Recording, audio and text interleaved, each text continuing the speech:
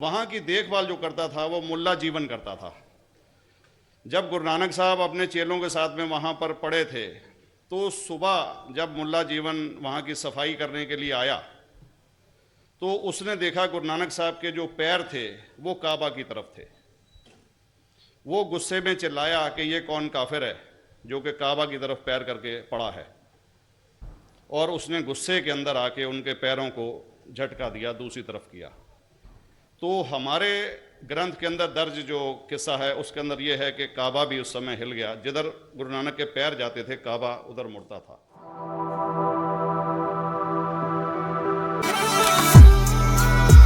अस्सलाम वालेकुम फ्रेंड्स, कैसे हैं आप सब। उम्मीद करता हूं कि आप सब बिल्कुल खैरियत से होंगे। तो मेरा नाम है जैन अंसारी, तो आप देख रहे हैं अंसारी रिएक्ट। तो आज हम आपके लिए एक और न्यू वीडियो लेकर आए हैं डॉक्टर जाकिर नाइक की, तो जिसमें एक हमारे सिख भाई हैं जो जिनका तल्लक इंडिया पंजाब से है। तो उन्होंने डॉक्टर जाकिर नाइक से एक सवाल किया है, तो हम सब आपके साथ ये वीडियो पूरी वॉच करेंगे और देखेंगे उन्होंने क्या सवाल किया है। तो वीडियो शुरू करने से पहले मेरी सबसे आपसे यही गुजारिश है, कैंडी हमारा ये चैनल अंसारी रिएक्ट्स, कैंडी उसको सब्सक्राइब कर दें, लाइक कर दें, बहुत शुक्रिया। तो चलिए वीडियो शुरू करते हैं। प्रोग्राम में आने में थोड़ा सा देर हो गई मेरे को, और अगर मैं यहाँ नहीं आ पाता तो शायद अपने आप को ज़िंदगी भर माफ़ नहीं कर पाता।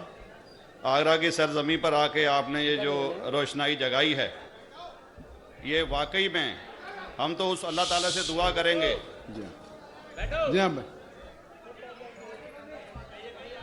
अल्लाह ताला से दुआ करेंगे कि आप जैसे 10-20 और नेक दिल और इतने पढ़े लिखे, इतने इंटेलेक्चुअल आदमी और पैदा करें, जिससे कि जाके आप भारत का कोना कोना, देश का कोना कोना रोशन करें।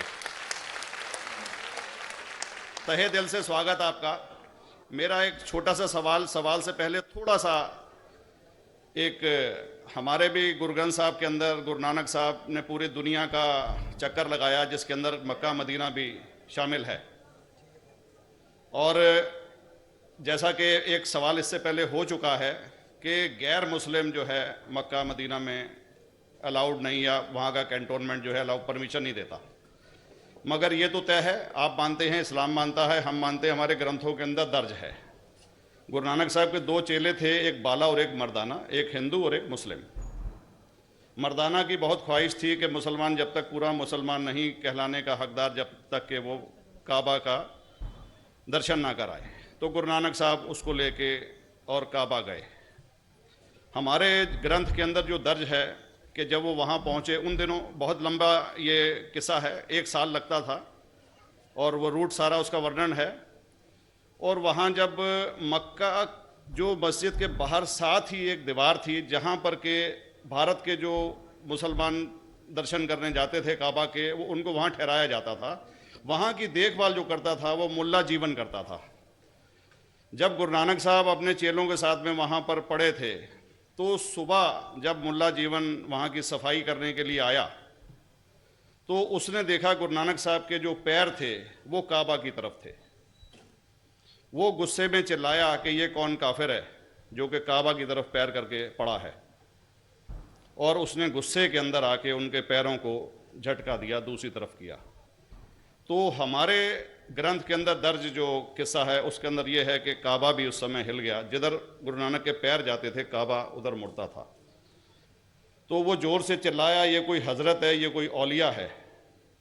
तो उस समय के जो काजी थे मक्का के, काजी रुकनदीन साहब थे, और शाह शरफ, कई हस्तियों के नाम हैं उसमें। तो मैं ये जानना चाहता हूँ कि ये वर्जन को आप मतलब एग्री करते हैं, और करते हैं तो इसका हमारे मुस्लिम ग्रंथों के अंदर किस तरीके से उल्लेख है, ये कृपया बताएं। भाई साहब ने एक सवाल पूछा अपने गुरु ग्रंथ साहिब के मुतालिक, और अल्हम्दुलिल्लाह मैं भी गुरु ग्रंथ साहिब पढ़ चुका हूँ। और जिस तरीके से, क्योंकि वक्त मुख्तसर सा होने की वजह से मुझे वक्त नहीं मिला कि गुरु ग्रंथ को भी कोट करूँ। आपका सवाल का जवाब देने के पहले मैं आपसे ज़्यादा चाहूँगा कि इवन गुरु ग्रंथ की किताब पढ़ेंगे आप, ग्रंथ जिसे अधिग्रंथ कहते हैं, और कोई सिख से पूछेंगे कि खुदा का तसव्वुर क्या है, सबसे बेहतरीन जवाब कोई सिख दे सकेगा, वो आपको कोट करेंगे जापू जी, जो गुरु ग्रंथ साहिब अधिग्रंथ के सबसे पहले चैप्टर है, सबसे पहला श्लोक, जिसके कहते हैं जापू जी। इसके मानी है कि God is true, he is only one, he is not begotten and is free from fear and want. क्योंकि मैंने अंग्रेजी में पढ़ा हूं इसलिए मैं अंग्रेजी में उसे कह रहा हूं कि खुदा एक ही है, वो हक है और वो ना किसी को जना है ना किसी को जनेगा, और वो इमॉर्टल है, ना कभी मर सकता है। और इसको सिखिज्म में जो खुदा को कहते हैं Omkara, in manifest form he is Omkara and unmanifest form he is एक ओमकारा। और कई इसके एट्रीब्यूट्स है, मिसाल के तौर पे परवरदिगार, अकल, और उसे रहीम कहा गया है, Wahe Guru as one God कहा गया है, और it is strictly against idol worship and अवतारवादा। भाई साहब का सवाल था कि उनने ग्रंथ में पढ़ा कि गुरु नानक साहब मक्का के और उनका पैर काबा की तरफ था और कोई मौलवी ने पैर को हिलाए और काबा हिल गया। क्योंकि ये age of science and technology है, अगर कोई चीज़ जो किताब हजारों साल पहले लिखी गई है, 10,000 साल या 4,000 साल, तो शायद उसके बारे में हिस्टोरिकल रिकॉर्ड मिलना मुश्किल है। हालांकि इवन जीसस क्राइस्ट के बारे में 2000 साल हिस्टोरिकल रिकॉर्ड है।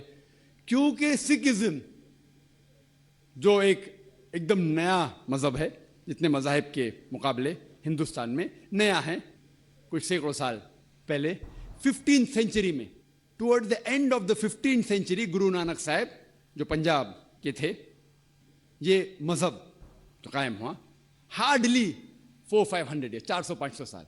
और अगर ये मान लो, सपोज मिसाल के तौर पे मान लो, मैं क्यों कह रहा हूं कि मैं नहीं चाहता हूं किसी को बुरा लगे, मान लो ये सच है, मान लो अगर 400-500 साल पहले अगर ये होता था कि काबा इधर से उधर हिल जाता था, तो हिस्टोरिकल रिकॉर्ड में बिल्कुल लिखा होता था। और कई हिस्टोरिकल रिकॉर्ड में ये नहीं कि काबा हिला इधर उधर, कई हिस्टोरिकल रिकॉर्ड आप देखेंगे। हिस्ट्री इतनी अल्हम्दुलिल्लाह 800-900 साल पहले, 1000 साल पहले जो मुगल ने किए, बिल्कुल लिखा हुआ हिस्टोरिकल रिकॉर्ड में। तो ये कहना कि गुरु नानक साहब वहां गए और काबा हिल गया, ये बिल्कुल साइंस के खिलाफ है, क्योंकि साइंस में कोई भी रिकॉर्ड नहीं है, वहां के देश के रिकॉर्ड में कहीं भी नहीं कि काबा हिला। तो इसलिए हम कहते हैं कि हो सकता है ये गलती से किसने लिखा होगा। न कई किस्से कहानी ये मैं तस्लीम करता हूं कि गुरु ग्रंथ साहिब में कई चीजें सही है, हक की बात है, लेकिन ये तस्लीम करना कि काबा हिल गया, ये बिल्कुल साइंस के भी खिलाफ है, साइंस के खिलाफ है।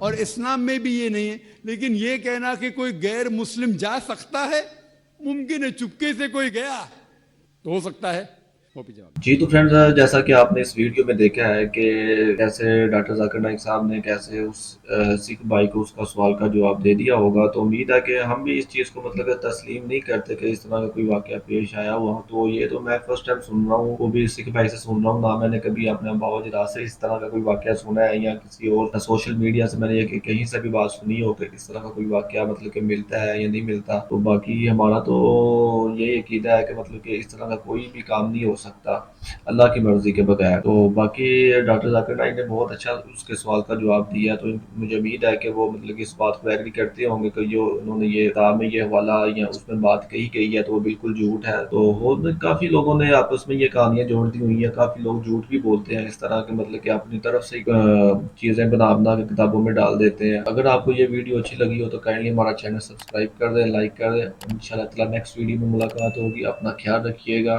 अल्लाह हाफ़िज़।